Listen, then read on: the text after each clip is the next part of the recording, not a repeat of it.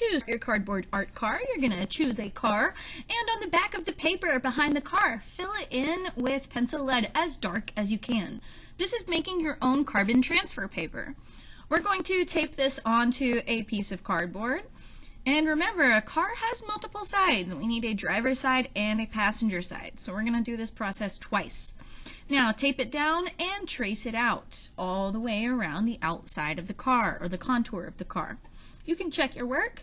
If it's too light, go ahead and retrace it so that you can see your pencil marks.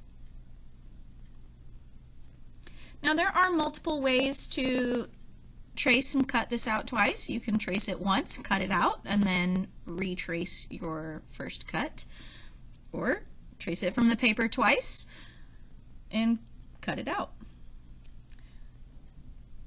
So from here, we're going to cut the paper into chunks. Now I traced my car from the paper twice, so I'm cutting it all out at once. I've cut and then trace and cut again. So cut away the large chunks that are going to be in the way of your scissors or your box cutter. Getting around the wheels is a little bit tricky, so I cut some diagonal lines and some straight lines just to try and make it a little bit easier to trim away. Repeat this process to get a second side. They should be identical.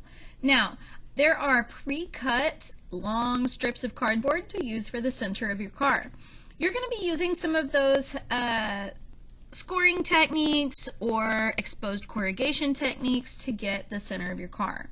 Now, there are multiple ways to accomplish attaching this. You can just simply use hot glue, or you can use plenty of the tape.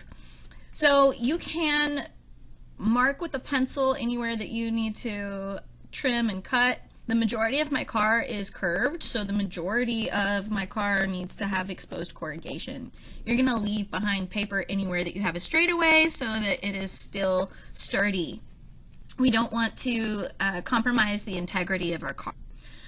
So I'm just using the tape that we used in class.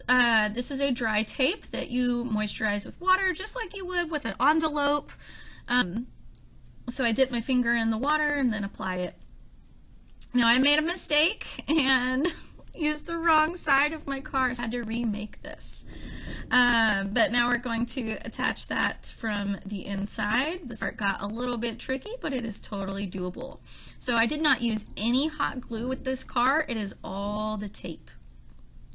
I was going to use tabs for some extra durability, make it a little more sturdy, but so far I don't actually need that. So here's my car all the way around. The middle, if I want to close that up later, I can. For now, I'm going to leave it open.